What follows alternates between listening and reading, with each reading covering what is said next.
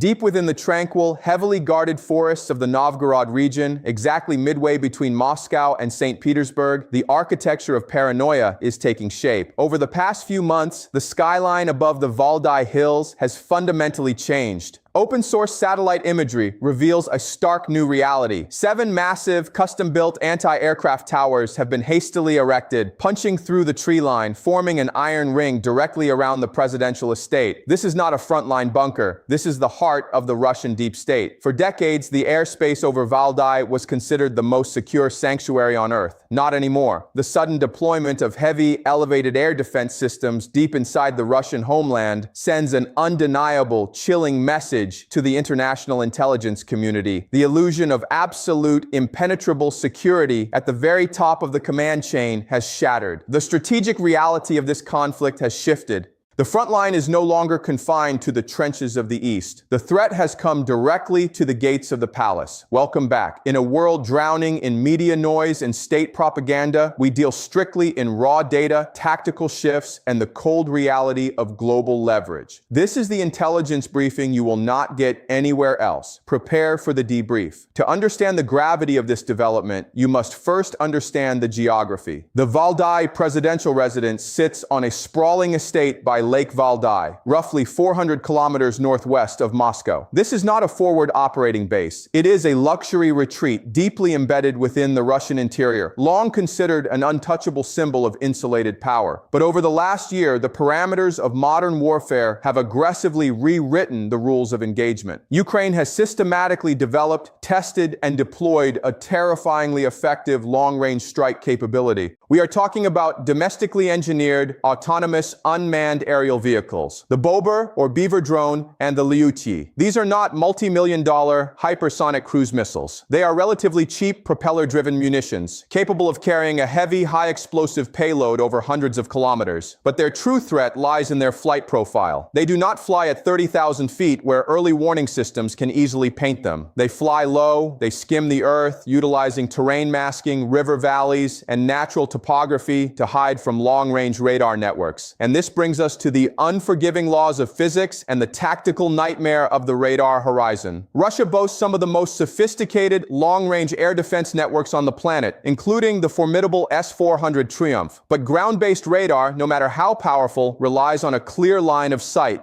Because of the curvature of the Earth and localized obstacles, if a Ukrainian suicide drone is flying just 50 meters above the ground, a ground-level radar system in Valdai cannot detect it until it is perilously close. The dense, towering pine forests surrounding the Valdai estate create a massive, impenetrable blind spot. The trees literally absorb and block the radar waves. By the time an incoming drone clears the tree line and becomes visible, a ground-based defense system has mere seconds to acquire the target, achieve a radar lock, and fire. In a saturation attack where multiple autonomous drones approach simultaneously from different vectors, seconds are simply not enough. The defense perimeter will inevitably be breached, resulting in a critical impact on the target. The Kremlin's military engineers understood this lethal vulnerability, and their solution is a stark display of strategic adaptation.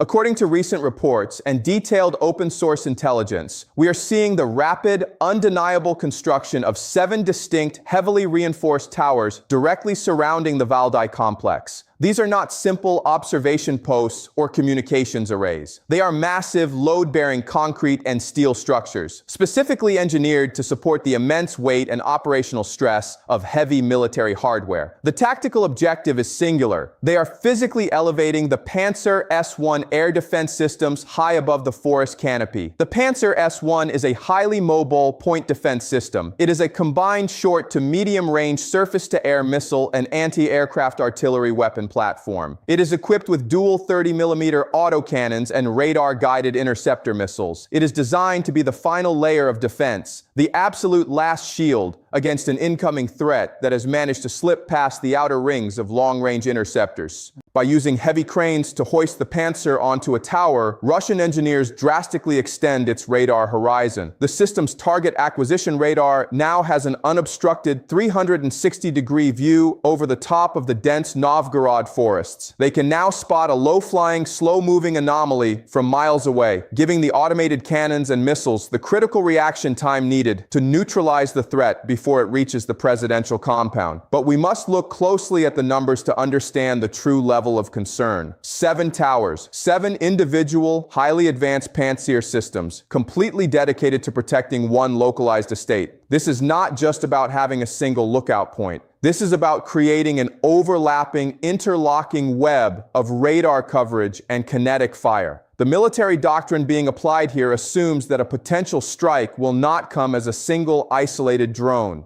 They are preparing for a coordinated multi-vector swarm attack. If one Pantsir system goes offline or is reloading its missile tubes, the adjacent tower has the trajectory and angle to cover the gap. It is an attempt to build an airtight, impregnable dome of steel over the leadership. Constructing this infrastructure is not a trivial logistical task. It requires heavy machinery, massive concrete foundations poured in remote areas, and specialized heavy lift capabilities. It is a massive, highly visible undertaking, and it confirms one undeniable geopolitical fact. Russian military intelligence views the threat of a deep penetration strike on the leadership's physical location not as a remote theoretical possibility, but as a highly probable imminent scenario. The psychological weight of this tactical shift is profound. A nation that routinely projects an image of global military dominance is now forced to pour tremendous logistical resources into building literal fortress walls deep inside its own borders. The deep strike campaign has successfully bypassed the physical front lines, forcing the uppermost echelons of the command structure to confront their own vulnerability. But to view these 7 towers merely as a localized security upgrade is to completely misunderstand the grand chessboard of modern warfare. In the ruthless calculus of geopolitics and military logistics, air defense is a zero-sum game. The Russian Federation is vast. It spans 11 time zones. Defending an airspace of that magnitude is theoretically impossible, even for a superpower. Therefore, the deployment of highly capable, multi-million-dollar platforms like the Pantsir S-1 is a matter of ruthless prioritization. When you weld 7 of these systems to the top of concrete towers in the Valdai Hills, you are fundamentally altering the defensive architecture of the entire nation. You are creating a vacuum elsewhere. Let us analyze the cost of this fortress mentality. Every single interceptor missile, every radar array, and every highly trained crew stationed in the tranquil forests of Novgorod is an asset systematically stripped from a critical strategic choke point. This is where the macroeconomic reality collides violently with military necessity. Over the past 24 months, Ukraine has relentlessly targeted the absolute lifeblood of the Russian war machine, and by extension, the Russian economy. We are talking about the sprawling network of oil refineries, fuel depots, and energy processing facilities deep within the Russian interior. According to recent reports from international energy watchdogs, these deep strikes have periodically knocked offline significant percentages of Russia's total oil refining capacity. Facilities in Ryazan, Tuapse, and Volgograd have sustained critical impact. These are massive industrial complexes, spanning thousands of acres, packed with highly combustible hydrocarbons. They are the engines that generate the revenue keeping the state afloat. In a logical defensive posture, your most advanced point defense systems, your Pantsers and your Tor M2s, would be tightly clustered around these multi-billion-dollar economic nodes. Protecting the revenue stream is paramount to sustaining a protracted war of attrition. Yet, the data matrix indicates a profound pivot. By prioritizing the physical sanctuary of the regime leadership, the Kremlin is deliberately leaving its economic infrastructure critically exposed.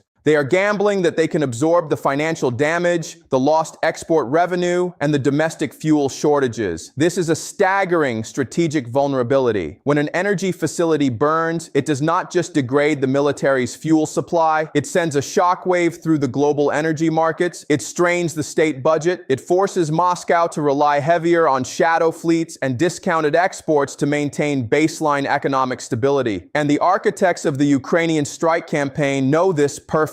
By simply possessing the capability to strike Valdai, they force Moscow into an unwinnable dilemma: defend the oil or defend the leadership. The towers at Valdai prove that the Kremlin has made its choice. Now pivot your attention to the active theater of operations in the east. The front line is a meat grinder of artillery, electronic warfare, and constant aerial surveillance. Russian command nodes, logistical hubs, and forward staging areas are under relentless pressure from precision-guided munitions and HIMARS strikes. The Pantsir system was specifically designed for this exact environment. It is meant to maneuver with armored columns, providing a mobile umbrella of protection against tactical drones and incoming rockets. Removing 7 of these highly specialized platforms from the order of battle to guard a forest retreat is a massive blow to frontline deterrence. It exposes thousands of personnel to localized aerial superiority. It means supply convoys are navigating the gray zone with one less layer of protection. The tactical commanders on the ground understand this math perfectly.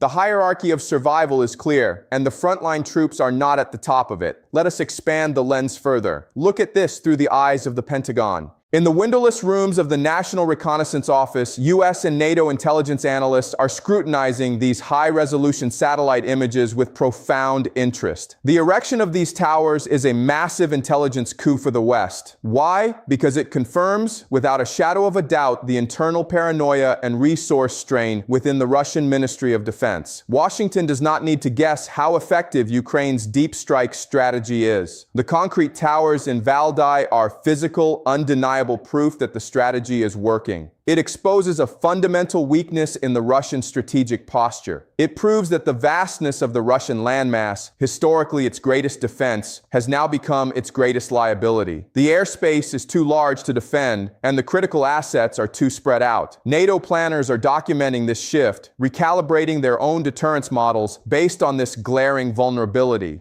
And then there is the silent, calculating observer in the East, Beijing.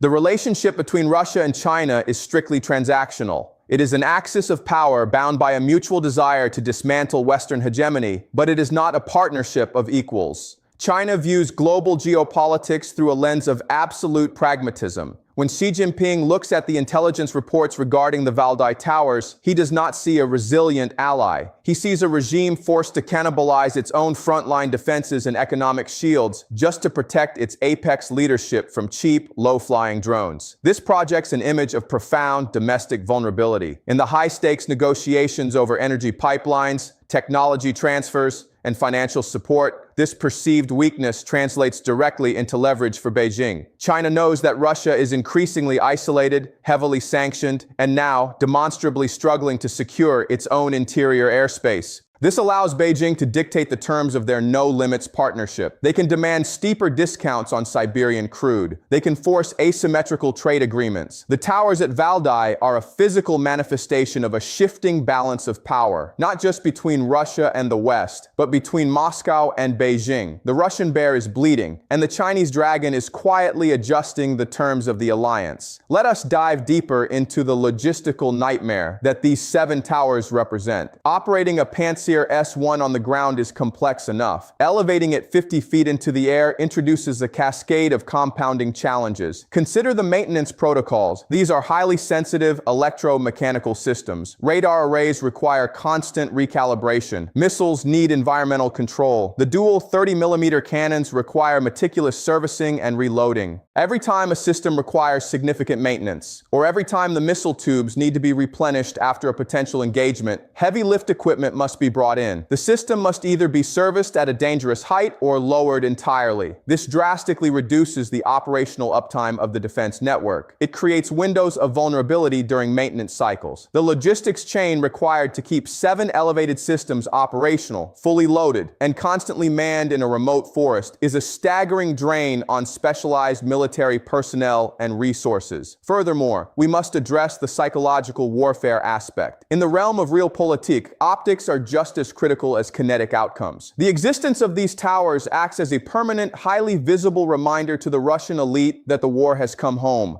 The sanitized narratives broadcasted on state television, promising swift victories and absolute security, crash violently against the physical reality of heavy anti-aircraft guns towering over their private sanctuaries. This seeds doubt. It fractures the aura of invincibility carefully cultivated by the state apparatus. When the upper echelons of power realize that their physical safety can no longer be guaranteed, the internal political dynamics begin to shift. Trust in the military high command erodes. Paranoia breeds factional nationalism. The Ukrainian intelligence services understand this psychological leverage perfectly. They do not necessarily need to strike the Valdai residents to achieve a strategic victory. They simply need to maintain the persistent, terrifying threat of a strike. The towers themselves do the psychological damage for them, standing as monuments to a compromised homeland. To fully grasp the magnitude of this shift, consider the historical precedent.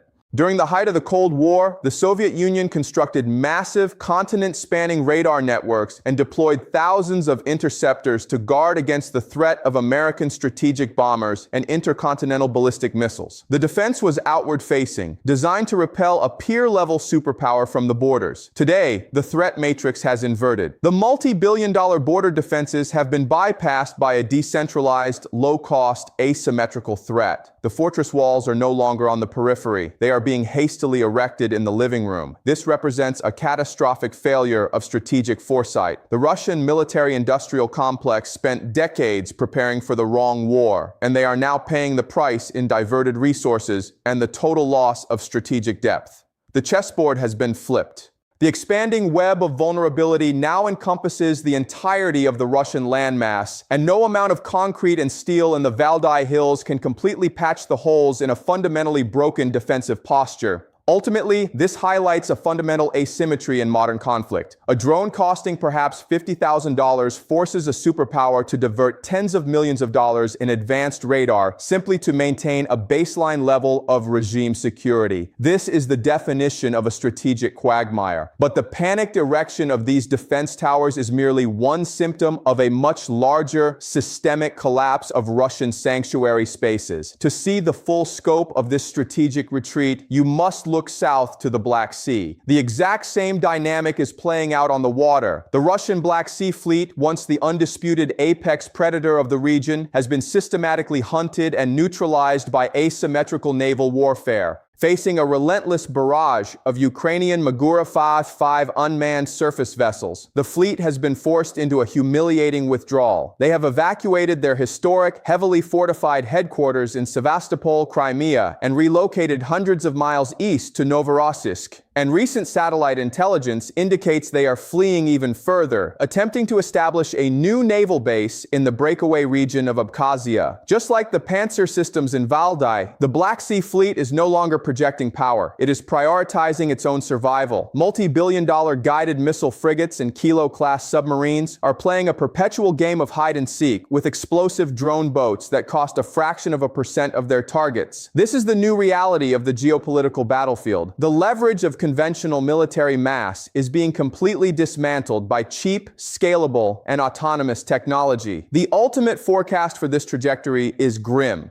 When a superpower is forced to hollow out its frontline deterrence and expose its critical economic infrastructure merely to build a protective cage around its political leadership, the war of attrition is already lost on a structural level. The fortress is not expanding, it is shrinking. And history dictates that no empire has ever maintained its global leverage while trapped inside a bunker of its own making. The towers of Valdai are not monuments to strength. They are steel tombstones marking the death of Russian strategic depth. The global power dynamic is shifting by the hour, and the window for miscalculation is closing. Stay sharp, stay objective, and keep your eyes on the macro chessboard. We will continue to monitor the data and bring you the raw tactical reality until the next briefing. Dismissed.